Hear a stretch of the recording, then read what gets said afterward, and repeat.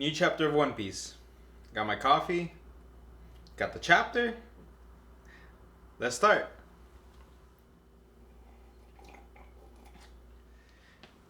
Alright, welcome back, guys, to another chapter of One Piece. This time we have chapter 1017 called The Order.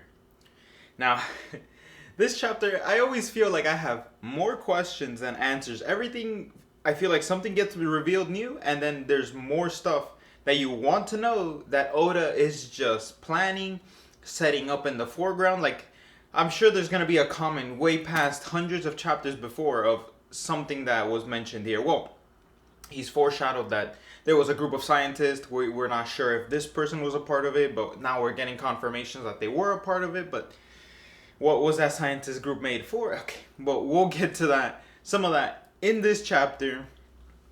Let's go to the cover request of, well, a silly cover request of Buggy. And I wonder when Oda's gonna actually start doing any of the regular stories he was doing before. We followed that story with Lola for so long, and now we're what's it called? We're still getting a bunch of cover requests. But let's cut to the chapter. We have a lot of forced visualization of them all fighting outnumbered, and everything is the main Straw Hat crew versus all these officers, all these people, but they're always surrounded by another like wall of pleasures or gifters constantly hitting them, and we see that. But first, we have O-Tama get on stage, get on the performance live floor. She's about to start saying something and give her order, but immediately Queen jumps out and like starts yelling at her, and she gets all anxious and nervous and just passes out, and it's adorable. Just you have Nami and Usopp running at her like, wait, no. We cut to Jinbei.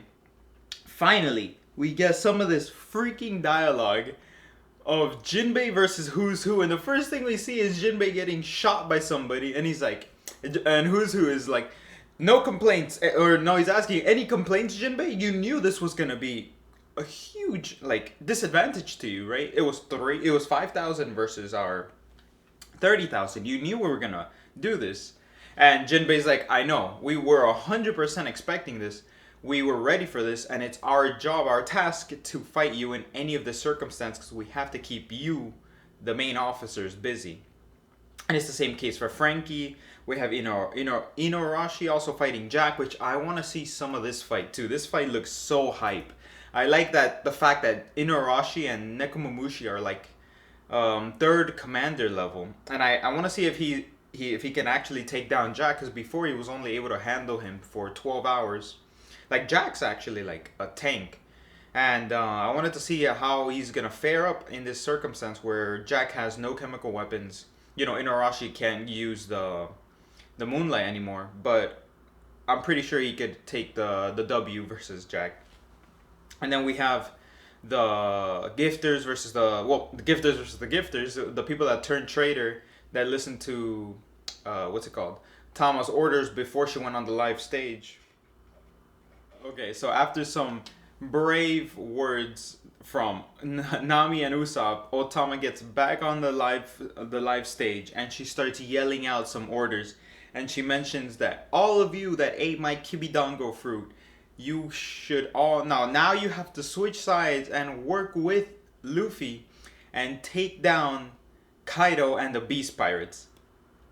Now, I've mentioned it before that this is a terrifying power, especially because like Luffy's all about him and his free will, and then this Kibidango I feel is so terrifying because it takes away your free will.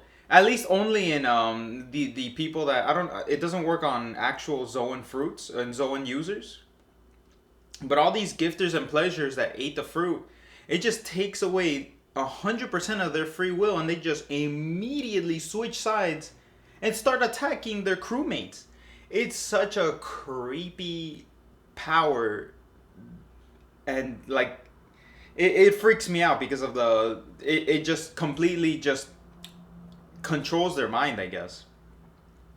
But yeah, immediately, we have all the gifters just switch sides and start attacking without even thinking twice. That's why it's such a weird power to me. We have a panel of Luffy getting rescued and getting CPR done on him to get all the water out of his lungs, and Momonosuke is just freaking out because he was so high up and crying because of Kinemon, and I wonder how that's gonna go, and what they're gonna do with Momo next, and hopefully we get to see Luffy go right back into the fight. Man, I can't believe we didn't see anything about Yamato this chapter. I want to see that fight on the rooftop, but we don't see anything. Like I mentioned before, all the gifters immediately switch sides, and the ape, and then you see everybody that Oda drew before, the ape hand guy going to town, smacking everybody like a tornado. You have the giraffe that has the person at the end of the neck be the human. It's you can see Oda's creativity and having so much fun with all these characters and gifters that he's created, like Poker also kicking with not kicking, like his feet, his lower half are snakes, and I'm sure I'm missing some too, but all the gifters are finally switching sides, and then every floor is reporting that the gifters and the pleasures are switching sides, and they don't know what's going on. And CP0's hearing this, and I wonder what CP0 is gonna do. Are they gonna jump into action? Are they gonna balance something? Are they just gonna leave, or are they gonna help Kaido? Or they want to take one of these out and join a side. I don't know what their action or their role is because they're still there.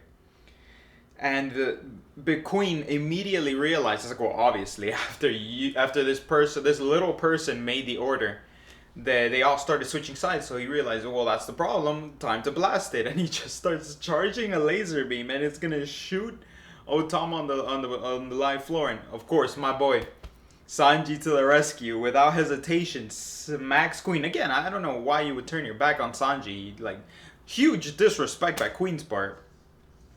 I wanna see a lot more of this fight. I wanna see Sanji do some work, put in some work this chapter already. Give him some spotlight. I know he had a whole Cake Island arc, but still, I wanted to see how much he's grown, and I want him to use the raid suit, see where he is in the power position here. What can he do? Who can he fight? Can he fight King a little bit? Can he take on King? Is Zoro gonna fight King in this case? We'll get to Zoro in a little bit too. But Queen mentioned something of a scientist group, Mads. Why were they all there? I'm assuming it was obviously, well, there probably were other scientists, but the main ones, at least right now that we know, Vegapunk, Judge, Queen, and oh my god, I'm forgetting one more. Wow, I can't believe I forgot him. Yeah, so Judge, Queen, Vegapunk, and Caesar. Yeah, I was like, who's the other one? I know there was one, but yeah, Mads. What were they doing? Or were they trying to figure out something genetically with devil fruits? Were they working on something for the government? It was. I want to know what they were for. Is this have anything to do with the scientists, the special group G or something that they were mentioning that's going to take down the warlords, and they don't need the warlords anymore? I'm so surprised. But yeah, Queen mentions, and I'm a cyborg, and Sanji's like, that wasn't really a secret. We kind of could figure that out. It's like, well, you knowing that information isn't going to help you. Queen's so silly. I love Queen. And Sanji turns back to Chopper like, how are you handling things? Are you good? And Chopper is talking weird. He's talking like a baby. Okay, so that's why. He's talking like a baby, but he's also like talking like an old person. Like, the lingo is so off-putting, but they somehow made Chopper into a tinier chibi form. It's adorable, and it's gonna sell merchandise. That's great. But he's mentioning, I didn't know you had this type of medicine in Zoe, but you can heal. So you have fast regenerative abilities on this medicine. And Miyagi saying yes, but there's gonna be a repercussion, and it's gonna double your pain or double your suffering after it wears off. And Zoro, you know Zoro, this man's durability feats are insane. I'm not hesitant. He's not hesitant. I know he's gonna do it, and he's gonna be just fine. But he is gonna definitely suffer the consequences after. But anything pain tolerance related, Zoro's got this, no problem. And Zoro's like, it doesn't matter because I need to be in the fight absolutely right now because that's what's gonna make the difference. If I'm doing nothing sitting around, and of course I'm hoping Marco comes into the play and he throws in some Phoenix Flames and healing ability, so that's gonna boost his regenerative abilities in the long run too. Plus this medicine who's gonna boost his regenerative abilities, and he's just gonna become almost brand new. But then it's gonna hurt a lot after because I don't know how the healing of the broken bones is gonna be. Of course you heal broken bones, but how fast would that come into play, or would it also heal the bones? Would he still be messed up there? Oh, dog's going wild.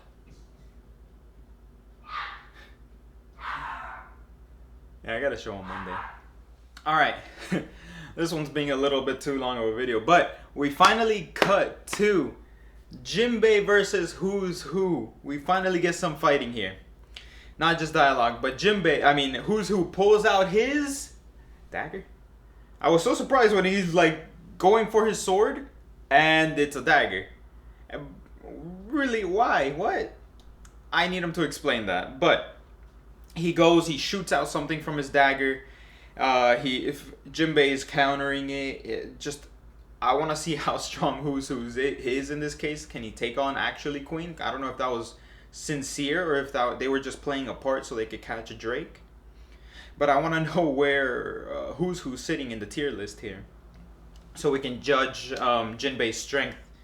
But he uses Tempest Kick. Jinbei's mentioning that, well, those are abilities of the government officials. CP0, CP9. Why do you know them? Well, I know there was a rogue CP9 agent before, and you must be that type of agent. And we see, well, did I mention before, we see Queen's hybrid form, which is pretty hype. I wasn't sure how the neck was going to work, but yeah, I see Queen's hybrid form. It definitely works. And Who's Who, massive, menacing as heck hybrid form. I love his hybrid form. It looks great. And Who's mentioning, you didn't know me, but I knew you in that time. We never really made direct contact. Who's mentioning that he made a mistake 12 years ago. A little mistake 12 years ago. I wonder how much of a little mistake that is. But also we get a dialogue that he was like compared to and almost have as much potential as Rob Lucci at the time. Which kind of makes me think, okay, so this whole like sending attacks flying, sending attacks out at a distance, this might be this might be a showcase of what Rob Lucci can do versus, I don't know, I guess Luffy or somebody in the future of these distance attacks and distance sort of attacks that he's showcasing here that Jinbei thankfully dodges, because it looks like it's going right through everything. Now we get a little dialogue and a little revelation here of what his little mistake was. And he was guarding something on a government ship. It was protected by the government. And he is surprised that what he was protecting was eaten. Well, it was stolen and it was eaten by Luffy. Now, why was the government protecting that devil fruit? Why were they transporting it? Why were they guarding a devil fruit? The Gomu Gomu fruit? The rubber fruit? Why?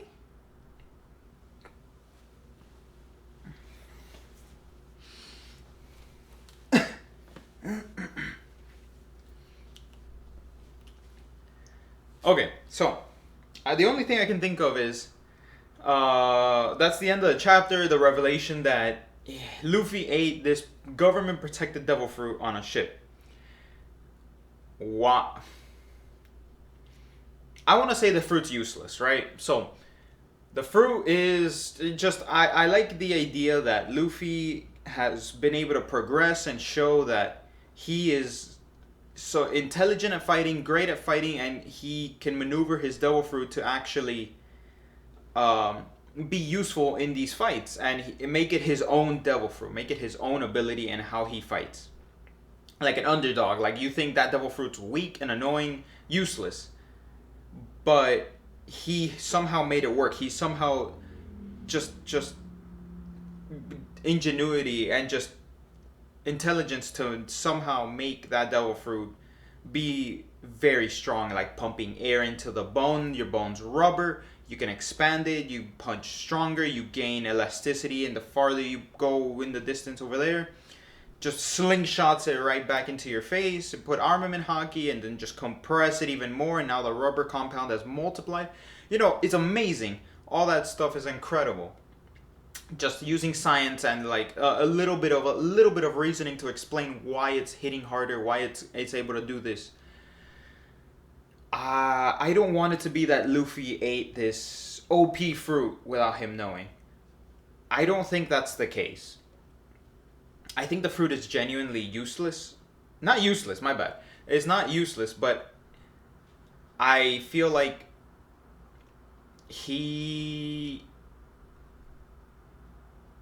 it's not as OP until you awaken it, is what I wanted to get at.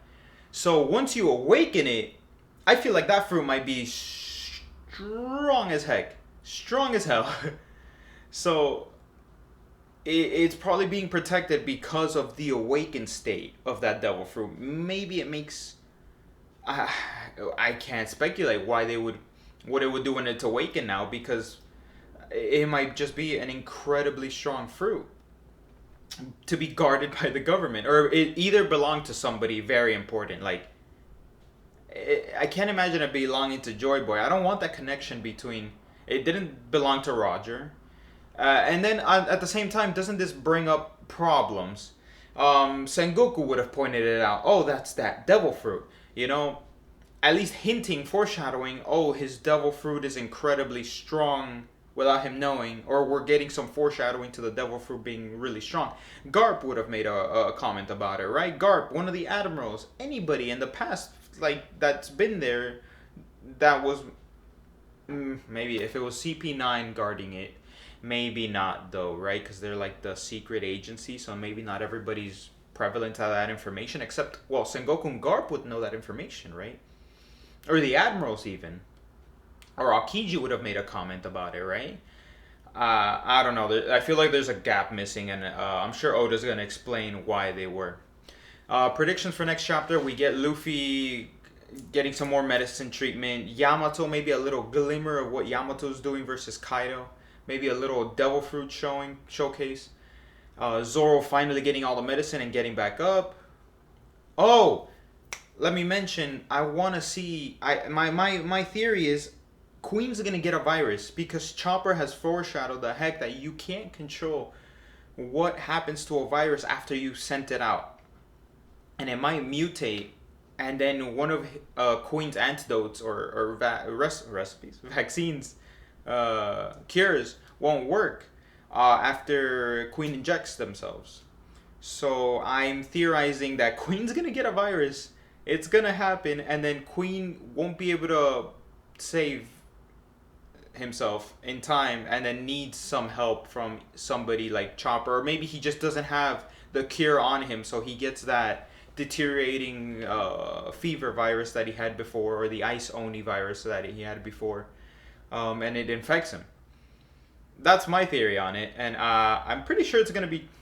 I want to say I'm very confident in this one, because of that. Like, you just can't control where the virus goes, and it's gonna be, you know, in a spot still, like one person's gonna have it or something. But yeah, that's my chapter review for this one, guys. Hope you like, comment, and subscribe, and I'll see you for the next one.